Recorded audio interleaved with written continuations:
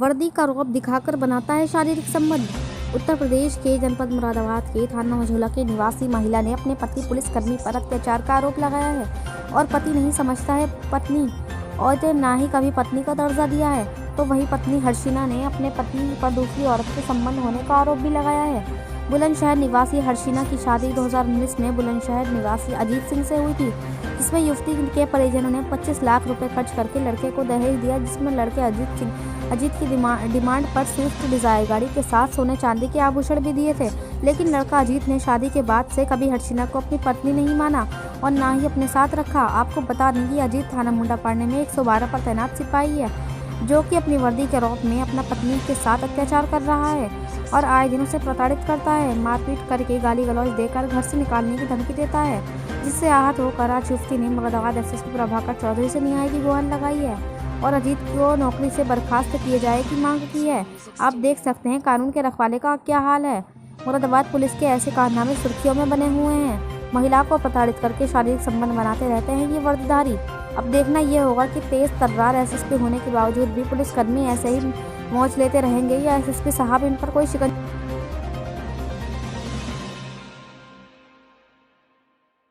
मेरा नाम हर्षना है। क्या है पूरा मतलब डिटेल से बताओ। वो मेरे पति हैं अजीत सिंह, पुलिस में हैं, 100 नंबर गाड़ी पर हैं और मुंडापाड़े थाने पर हैं। वो मुझे 2 साल से कोई व्यवहारिक संबंध नहीं बनाया और मुझे मारते पीटते हैं। खाने का कोई खर्चा नहीं देते, ना रहने का ना खाने का कोई भी खर्चा नहीं देते और बहुत परेशान कर रखा, बहुत मारा है उन्होंने, बहुत बुरी तरह से पीटा है उन्होंने और कहते हैं तू जा भाग निकल यहाँ से, यहाँ क्यों रह रही है, मुझे नहीं रखना तुझे, भाग क्यों नहीं रही, जाके न रही, मैं तुझे मार दूंगा नहीं जाएगी तो, ऐसे बोलते हैं, ऐसे कहते हैं। शादी हुई है? जी मेरी शादी हो गई, 2 साल हो गए शादी को। 2 साल हो गए। जी इन 2 सालों में मतलब आखिर क्या वजह क्या हुआ ऐसा? बस शादी से ही उन्होंने ऐसे परेशान करना शुरू कर दिया। पता नहीं क्यों करते हैं कि क्या पता कि किसी और के साथ उनका चक्कर चल रहा है, ऐसा लग रहा है जैसे किसी और के साथ चक्कर है उनका, इस वजह से परेशान करते हैं, ऐसे ही करते हैं। मुझे परेशान कर तू भाग यहाँ से, क्यों नहीं जा रही है, मार दूंगा मैं तुझे पागल कर दूंगा, ऐसे बोलते हैं। जाई आप थाने पर गई थी, किसी अधिकारी से कांटेक्ट हुआ? जी मैं थाने पर गई थी, फिर थाने पर भी गई थी, वहाँ उनसे मझौला थाने पर भी उधर भी गई थी। फिर उन्होंने बहुत समझाया, बैठ के 3-4 घंटे, कह रहे मैं नहीं रखूँगा इसको, मुझे नहीं रखना है इसको, भाग जा तू, निकल जा यहाँ से मेरे कमरे में से। आप कहाँ के रहने वाले? मैं बुलंदशहर जिले की हूँ। अच्छा, जी। यहाँ पर शिकायत आपने किससे करी? यहाँ मैंने कप्तान सर से की है शिकायत। अब आपका पतिदेव कहाँ पर तैनात है? वो उधर मुंडापाड़े थाने। मुंडापाड़े में? जी तो क्या चाहती हैं? मैं तो चाहती हूँ कि उसको बर्खास्त कर दें नौकरी से, उसे जॉब नहीं दें, क्योंकि वो मेरे को बहुत परेशान कर रखा है। 2 साल से उसने मारता पीटता है और बहुत बुरी तरह से परेशान कर रखा है। तुझे मार दूंगा जहाँ से तू नहीं गई, तो ऐसे बोलता है मुझे। जी पुलिस भी धमकी देता है, कहता है कि पुलिस कुछ नहीं कर पाएगी, तू कहीं भी चली जा, पुलिस को बुला ले या कहीं किसी को भी बुला ले, कोई कुछ नहीं कर पाएगा, किसी से भी तू शिकायत कर ले मेरी, ऐसे धमकी देते हैं मुझे।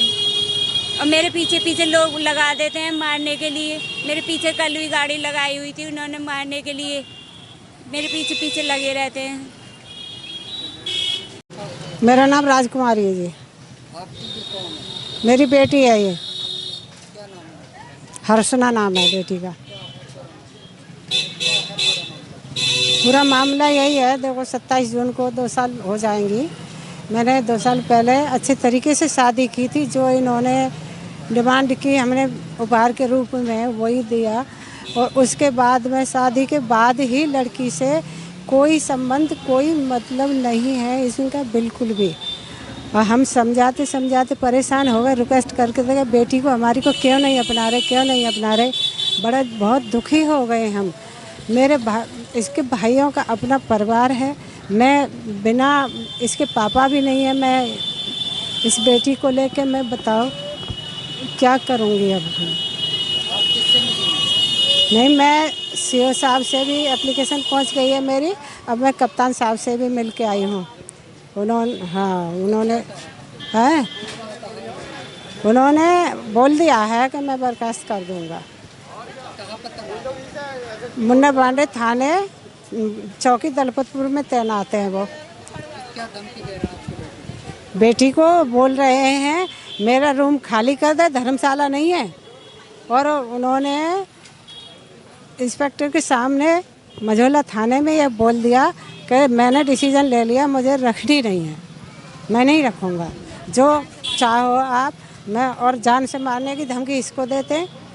और जो वो उनके सामने भी उन्होंने बहुत समझाया कि भाई इतना बड़ा डिसीजन मत लो, फिर भी उन्होंने ठान लिया कि नहीं, मैंने सोच समझ के डिसीजन लिया है, मैं रखूँगा नहीं इसको। हाँ,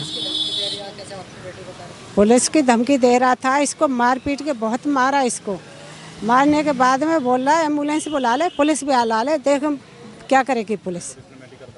पुलिस का हमने फिर पुलिस का मेडिकल, फिर हमने मेडिकल कराया इसका, हम ले गए। जब चोट ज़्यादा थी, मैं ये बेटी अकेली थी मेरी, कमरा बंद करके मारा है इसको, कमरा बंद कर लिया जब मारा है। और पुलिस ने ही मेडिकल कराया है फिर बेटी का।